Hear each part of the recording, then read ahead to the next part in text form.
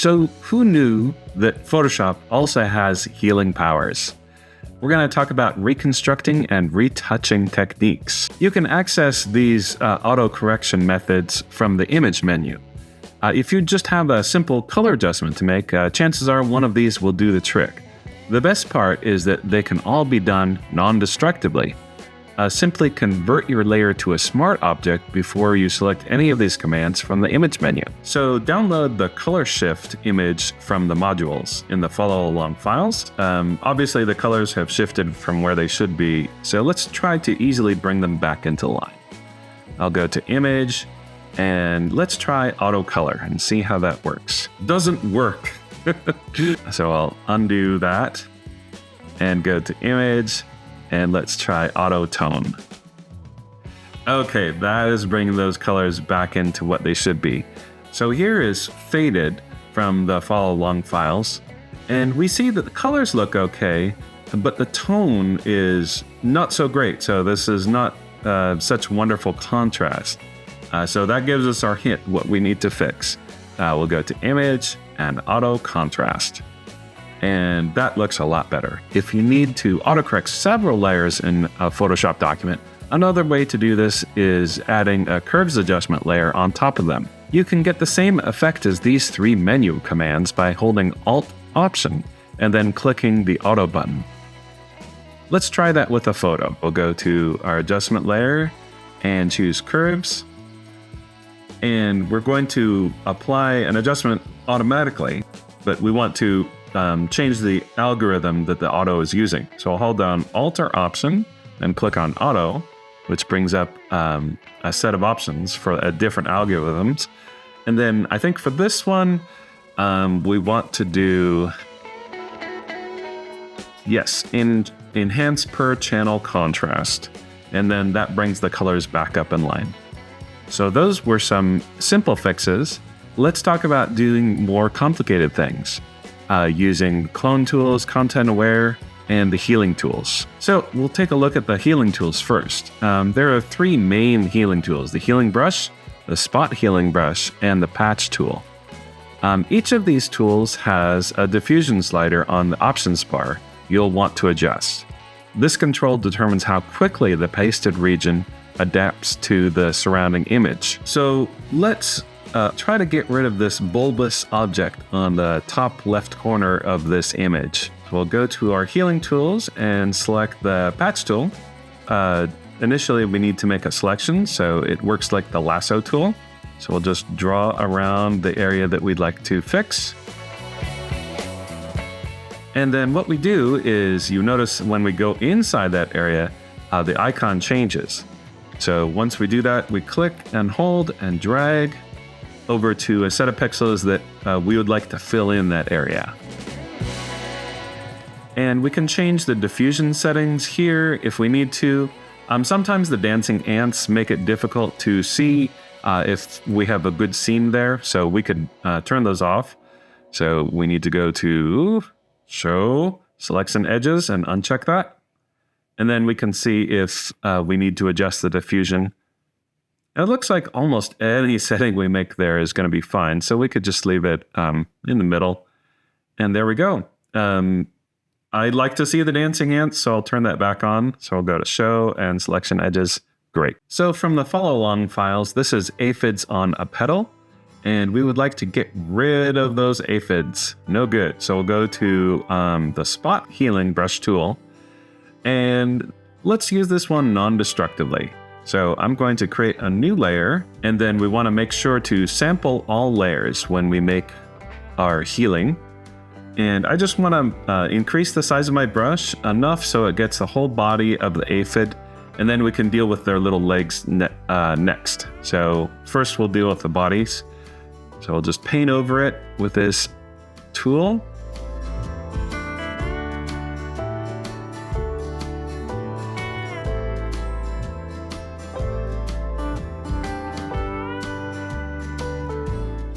Now that we've gotten all the bodies out, we can change the size of the brush and just focus on the legs, little antenna and stuff. And since we're all doing this on a separate layer. The original image is untouched. We're actually creating new pixels for this layer using this tool.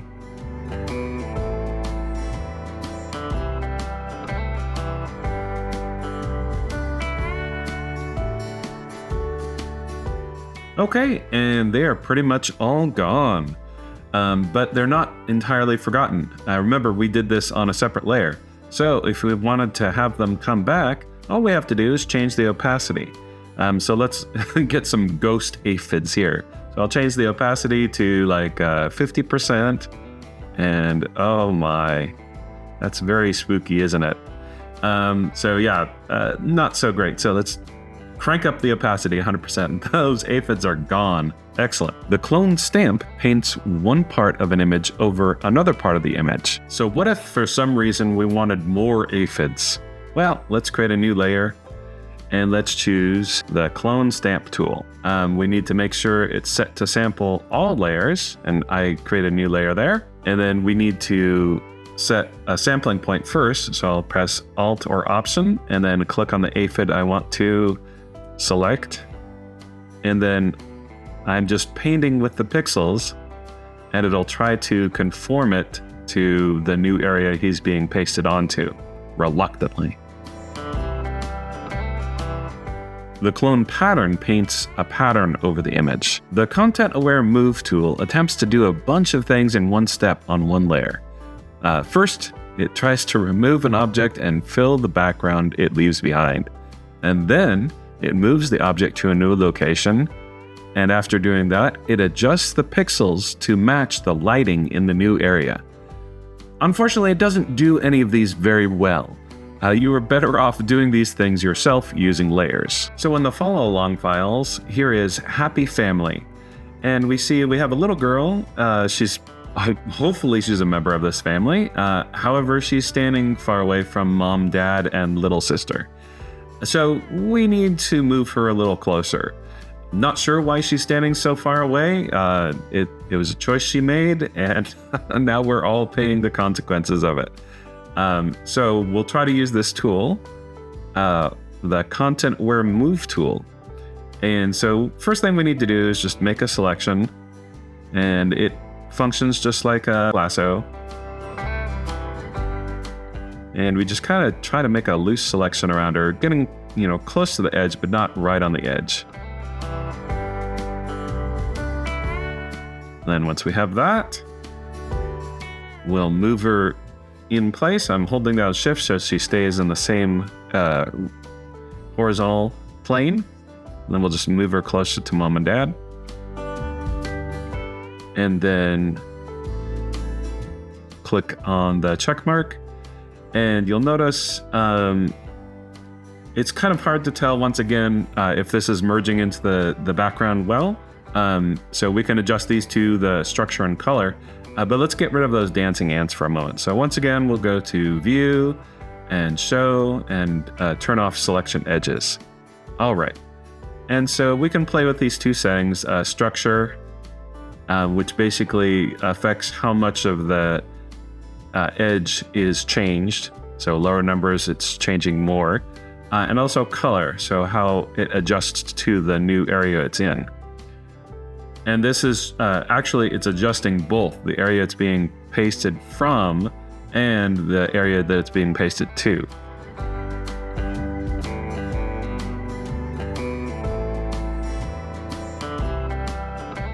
And you'll see, no matter what settings we do here, it's just kind of doing an odd job. So it's not terrific. There's a better way to do this. So let's undo all of this and start over again. This time we're going to use modern features. I'll use the object selection tool and make a selection, and it just selects a little girl. And so we will jump her to a new layer, and then I'll turn that layer off. But I need to fill in this area of the background. So I will command click on the layer 1 thumbnail, so it'll select all the same pixels that we had before. And I'm going to expand that selection just a little bit. So I'll expand it, modify, expand. We'll expand it by 10 pixels. And then I will feather that selection. So modify and feather. And we'll feather it by 5 pixels. That's good. And then we want to, in this step, get rid of the little girl. So we will use a modern feature. Let's use generative fill. And I'll just hit generate. And then we are given 3 options.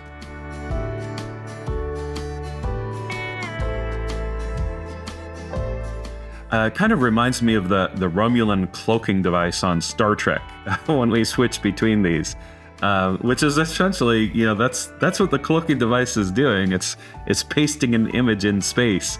So any of these actually is looking good for me.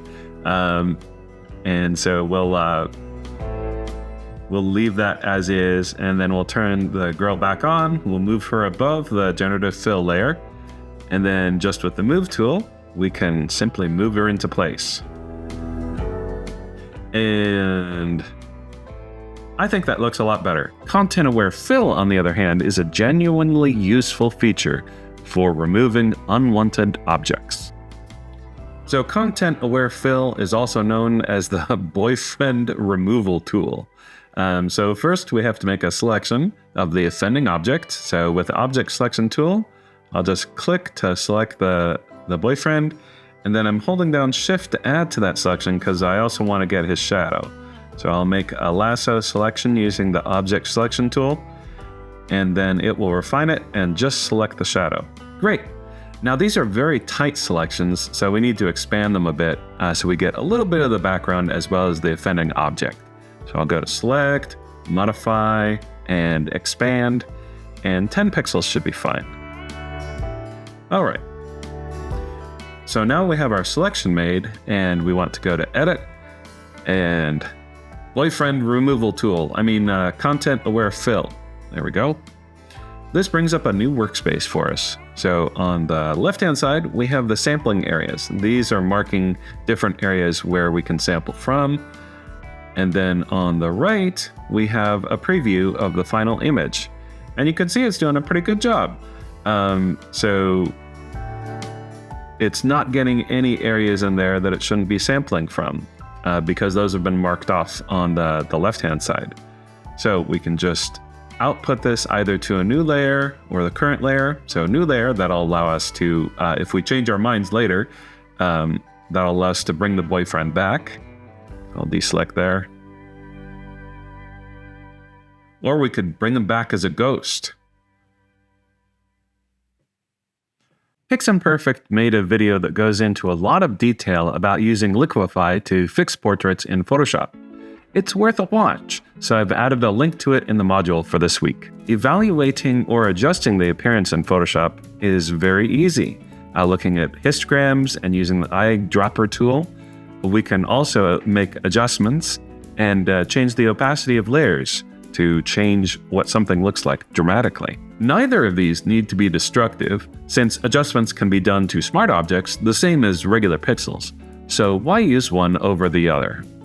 In the Layers panel, adjustments are placed underneath the smart object they are applied to, whereas adjustment layers need to be on top of the layers it will affect.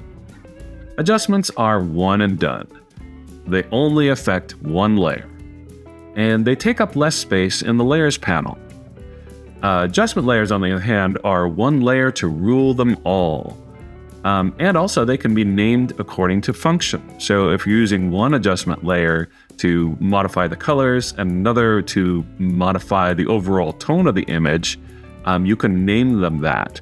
So if you're using a curves adjustment, both those types of adjustments, but you're using them in different ways, you don't have to do all your adjustments in one adjustment layer. So you could focus on fixing the tone and then later put another adjustment layer on top of that to fix the color. And that's an efficient way to work, so you don't have to do it all in one step. And that's kind of always going to be a good idea.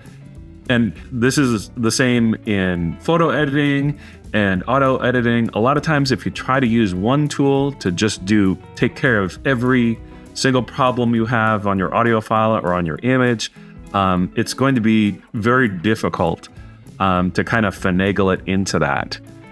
So a lot of times if you just make an adjustment that's smaller, it winds up being better because that's kind of what the tool was designed to make modest changes. If you go too extreme on something, sometimes you're running into the limits of what that tool can do.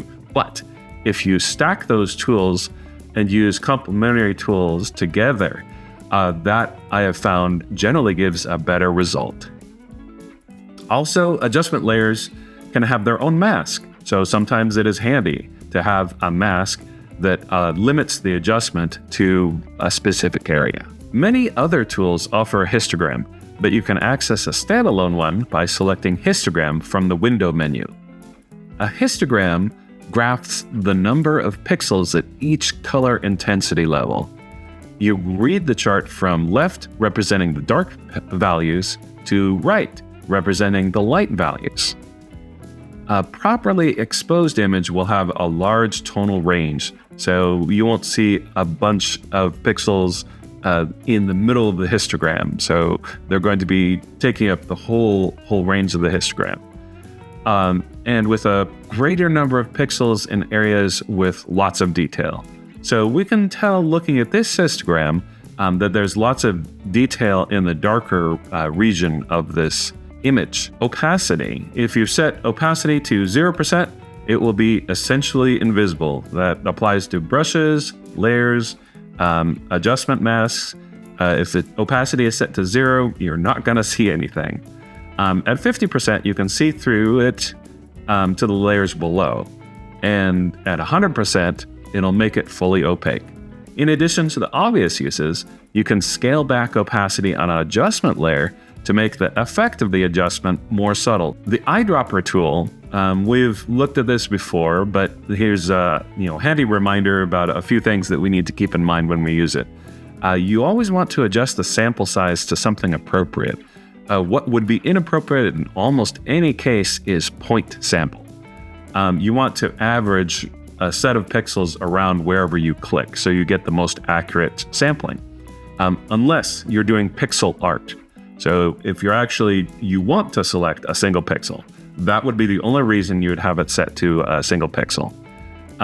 Also, you can actually adjust what you are sampling.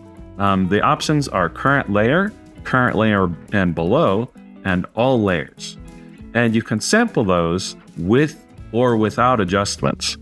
So that is an edge case, but sometimes you want to sample the pixels that are on a layer, but you want to exclude any adjustments that are made to the colors. So you're sampling the original pixels on that layer.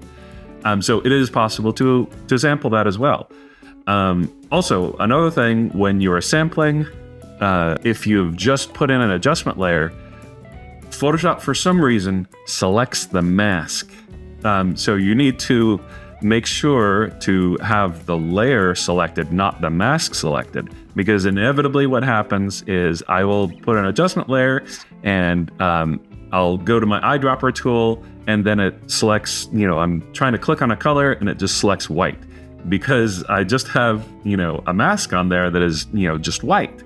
And so it's sampling, it is doing what it should be doing. It's actually sampling the color white from the mask.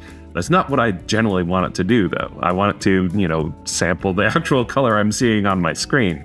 So just make sure to adjust what you're actually sampling by, in the layers panel, just click on the actual thumbnail of that layer rather than the mask for that layer. So these are darkroom techniques that were used in the past to adjust the exposure and saturation. So essentially what the burn tool does is it will darken parts of the image where you apply it. And you apply it like any other brush. The dodge tool does the opposite of that. It lightens parts of the image. On the options bar, you can choose what tone of colors you're trying to affect. So shadows, midtones, or highlights. So you can limit your adjustments to those areas. The sponge tool affects the saturation. You need to go to the options bar once again for this and choose if you're saturating or desaturating the image.